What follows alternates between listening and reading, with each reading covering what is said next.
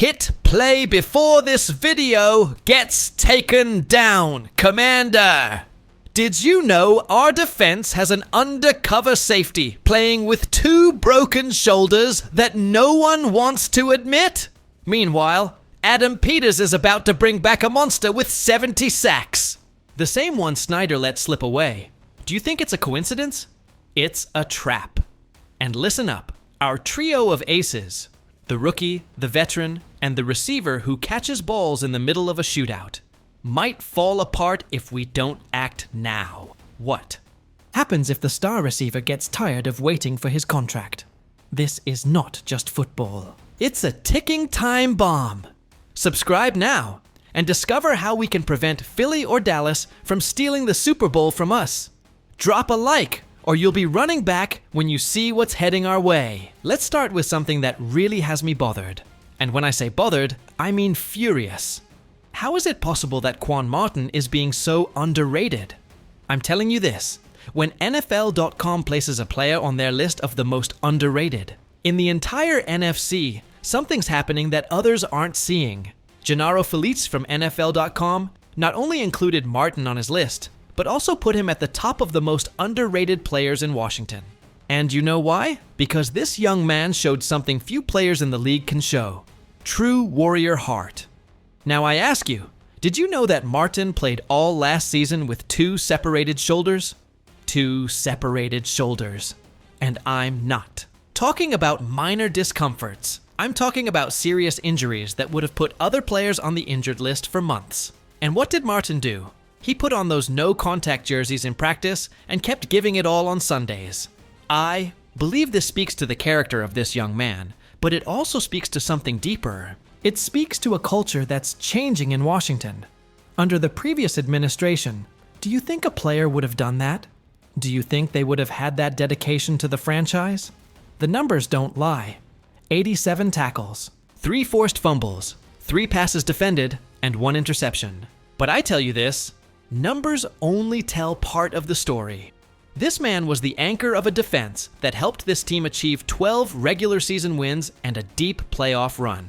What impresses me the most is how this guy established himself as a full-time starter in his 3rd year, starting 16 of 17 games after only 5 in his rookie season. Now I ask you, doesn't that tell you something about his development and adaptability? Joe Witt Jr., our defensive coordinator, trusted Martin despite the injuries. And you know what that tells me? That this player has something special that goes beyond stats. When a defensive coordinator keeps an injured player as a starter all season, it's because that player is doing the right things that don't show up on the stat sheet. Trevor Sikkema from Pro Football Focus highlighted not just Martin, but the entire Illinois pipeline that has been producing incredible defensive talent. We're talking about Nate Hobbs, who just signed a $48 million contract with Green Bay. Kirby Joseph, who signed the largest safety extension in league history. Devin Witherspoon, a Pro Bowler in his first 2 seasons. Sidney Brown, a projected starter for the Super Bowl champions. And our Quan Martin. I believe we're witnessing a golden generation of defenders from that university. And Martin is proving he belongs in that elite group. But you know what bothers me?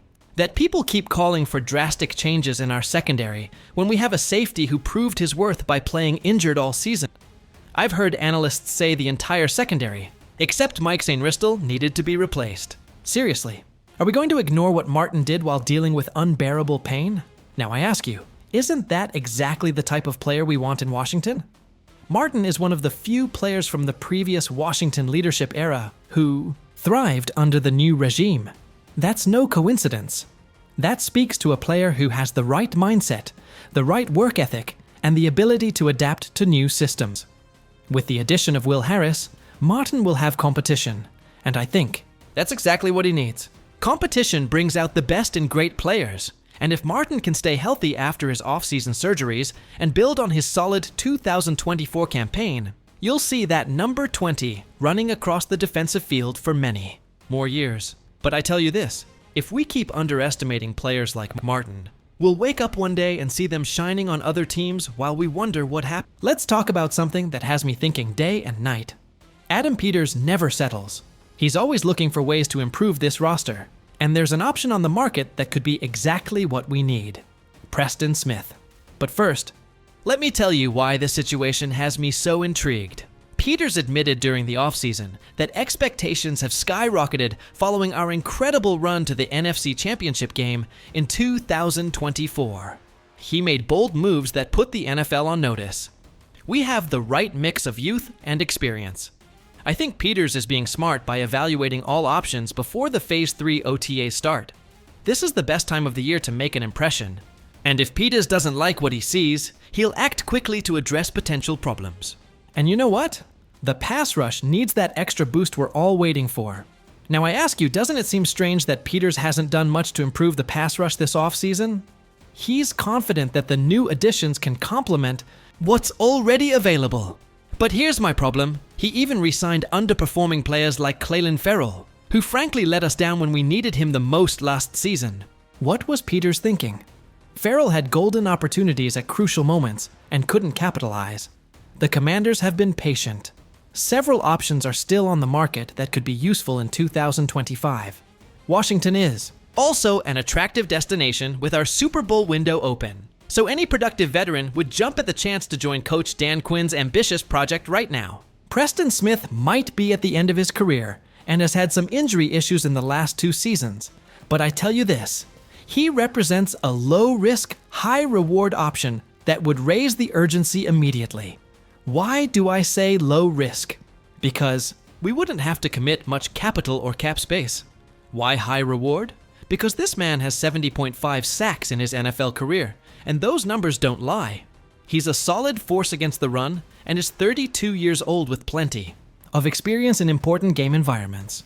What I like most is that Smith already knows the organization. He was our second-round pick in 2015 and spent his first 4 years here, accumulating 24.5 sacks during that time. And why did he leave? I think we all know the answer. The previous administration didn't know how to retain talent. Smith did what most rising players did under former owner Dan Snyder. He left at the first chance to thrive elsewhere. And did he thrive? Of course he did.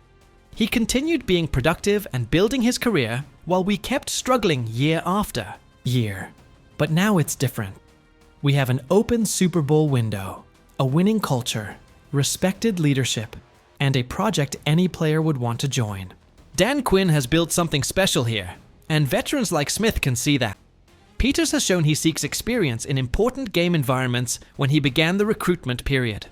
And what more experience can you want than 5 career sacks? Smith knows how to get to the quarterback when it matters.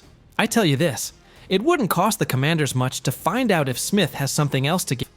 And who knows, maybe he could give others the nervous pressure needed to elevate their performance levels along the way. Imagine the psychological impact on our pass rush room if suddenly a veteran with that experience and those numbers shows up.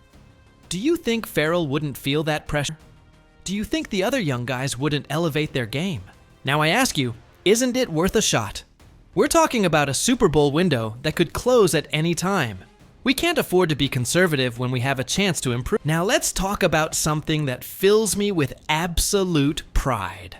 Pro Football Focus identified the 3 best players on each team in the league. And for Washington, they chose Jaden Daniels, Bobby Wagner, and Terry McLaurin. And you know what? I think they nailed it completely. But I also think this tells us something deeper about where we are as an organization. Let's start with Jaden Daniels, because this young man keeps surprising me every time I analyze what he did in his rookie season. This kid didn't just take the league by storm. He literally rewrote what we expect from a rookie quarterback in the 21st century. Daniels won PFF's Offensive Rookie of the Year award, and when you look at the numbers, you understand why. I tell you this, an overall rating of 90.6 with 90.0 in rushing and 84.7 in passing is no coincidence. Those are established veteran quarterback numbers, not a rookie learning the game. But here's what really impresses me. He led all quarterbacks with a WAR of 3.11. Do you understand what that means? WAR is wins above replacement. We're saying that Daniels was responsible for more than 3 additional wins compared to an average quarterback. Now I ask you, how many rookie quarterbacks in NFL history can say that? How many have had that kind of immediate impact, not just on stats, but on real wins? Trevor Sikkema points out that Daniels not only had impressive numbers, but his presence elevated the entire team. His rushing ability with 90.0 completely changed our offense. His passing accuracy with 84.7 gave receivers like McLaren the confidence to make spectacular plays. Bobby Wagner, what can I say about this living legend? The man earned a rating of 91.2 in run defense, his third consecutive year above 91.0. Now I ask you, how many 35-year-old linebackers can maintain that level of excellence? But Wagner isn't just numbers. He's leadership. He's experience. He's the voice on the field our young defenders need. When Peters brought him to Washington, he wasn't just adding a player, he was adding a coach on the field. I've seen Wagner command the defense in crucial moments. I've seen how other players look at him and follow his lead. That doesn't show up in the stats, but it's invaluable for a franchise that's building a winning culture. He's a potential Hall of Famer who continues to raise his own bar year after year.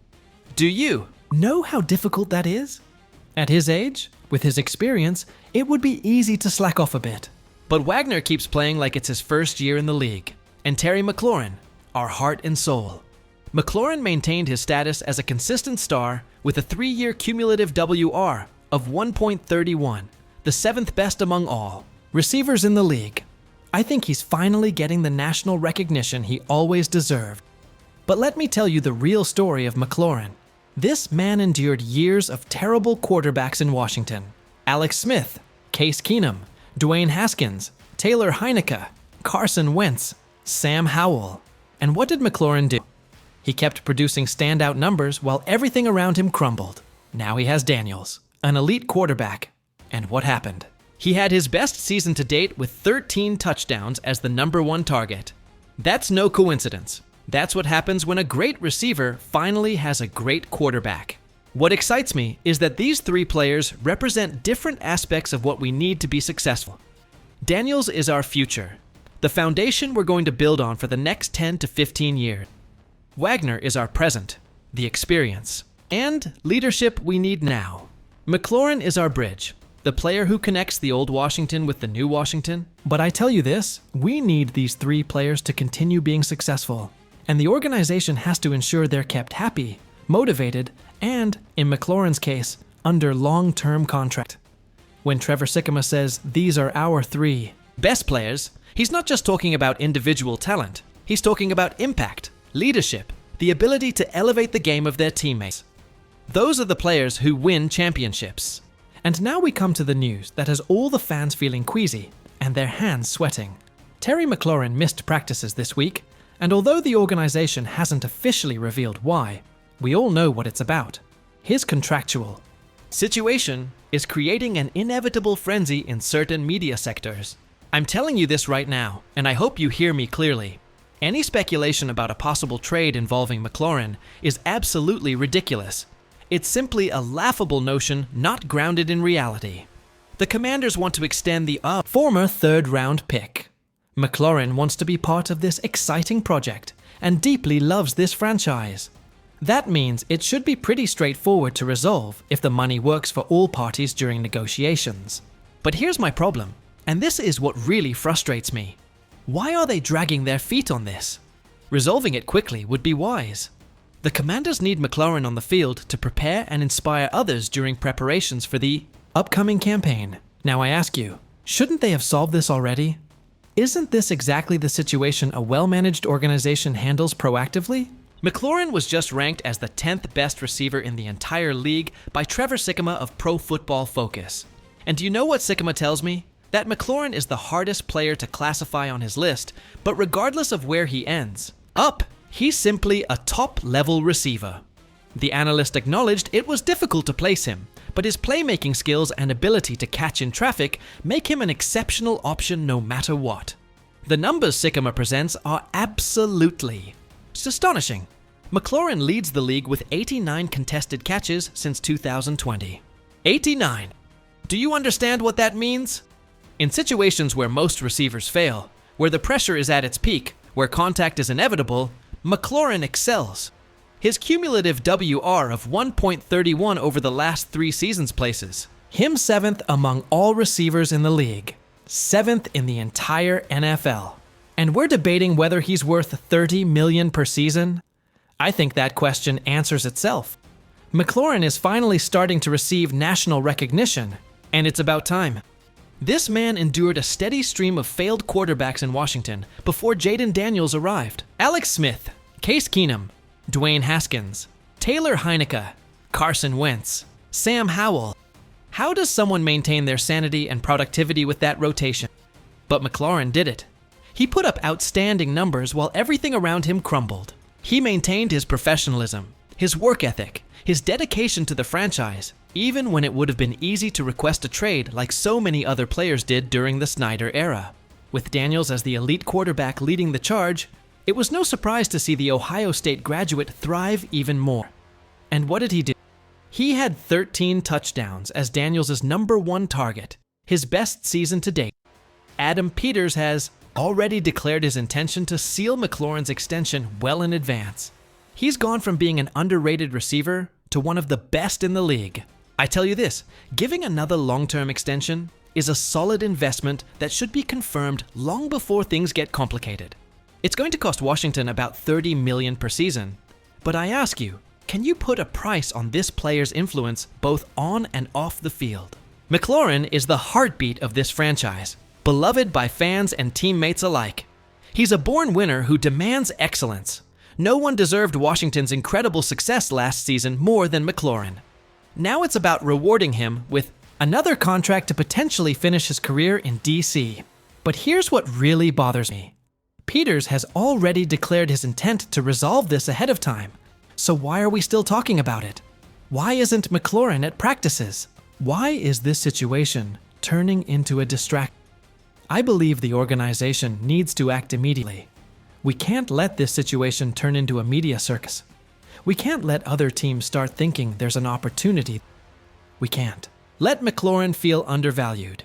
This man has given everything for Washington. He's been loyal when he could have left. He's produced when many others would have failed. He's represented this franchise with class and professionalism. Now, it's time for the franchise to return that loyalty. Look, these 4 news pieces show us exactly where we are as an organization and where we're heading. We have underrated talent like Quan Martin, proving he belongs in the conversation of the best young safeties in the league. We have market opportunities like Preston Smith, who could be exactly the missing piece to complete our pass rush. We have an elite trio with Daniels, Wagner, and McLaurin that gives us not only hope, but legitimate expectations to compete for a Super Bowl. But it's the situation with McLaurin that worries me the most and excites me at the same time. It worries me because we can't afford to lose time with our #1 receiver. It excites me because, once it's resolved, we'll have one of the best receivers in the league secured for the upcoming years of our championship window. I tell you this, we can't be complacent. We can't assume everything will work out automatically. We have to keep pushing, keep improving, keep making the right decisions that keep us in the conversation of the best teams in the league. What do you think about McLaurin's absence at practices? Do you think $30 million per season is the right price? Should we sign Preston Smith to add depth and experience to our pass rush? Do you agree that Quan Martin is being criminally underrated by the national media? If this deep analysis helped you better understand what's happening with our Commanders, I need you to subscribe to this channel right now. We're a family here, a community that lives and breathes burgundy and gold. Every like, every comment, every subscription helps us keep bringing you the best content about our team. Don't forget to turn on the notification bell, because Commanders news changes every day, and you need to be on top of everything.